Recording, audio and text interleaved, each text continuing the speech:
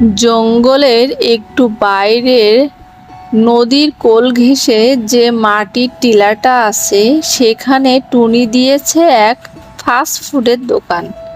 সেখানে সবচেয়ে বেশি বিক্রি হয় নুডলস। টুনির এই নুডলসের প্রশংসা সবার মুখে মুখে। টুনিও বেশ খুশি সবার প্রশংসা শুনে। এর মাঝে বনের সবাই এই নুডলসের খবর পেয়ে গেছে। টুনির দোকানে ভিড় লেগেই থাকে। শেয়ালের ছোট ছেলেটাও টুনির নুডলসের ফ্যান। কয়েক বাটি খাওয়া দেখে তার বাবা তাকে গরম দিয়ে বলল, আর খেতে হবে না। বাবার এরূপ কথা শুনে ছেলেটা মনে কষ্ট পেল। সে ভাবল যে থাক, আজকের মতো আর খাওয়া লাগবে না। সে নুডলসের বাটিটা ফেরত দিয়ে চলে গেল। বেশ মনের আনন্দে টুনি নুডলস বিক্রি করছিল আর টাকা গুছাচ্ছিল।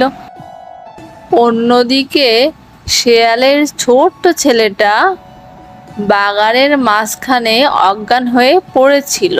তাই দেখে বাঘ মামা তাকে আড়কোলা করে নিয়ে যাচ্ছিল এবং যাওয়ার সময় টুনিকে দেখে বলল, টুনি, দোকান বন্ধ করে তাড়াতাড়ি আয়, তোর বিচার হবে।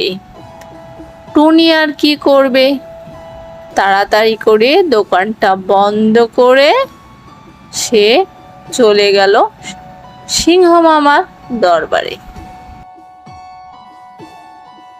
এদিকে সিংহ মামা তো রেগে আগুন।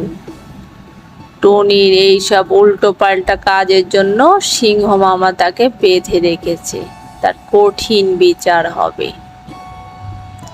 এরই মাঝে কোথা থেকে ডাক্তার ব্যাং খবর পেয়ে সেখানে উপস্থিত এবং ব্যাং বলল, তার এই সর্দি জ্বরে জ্বর আসার কারণে সে অজ্ঞান হয়ে পড়ে গিয়েছিল, তাতে খাবারের কোনো দোষ নেই।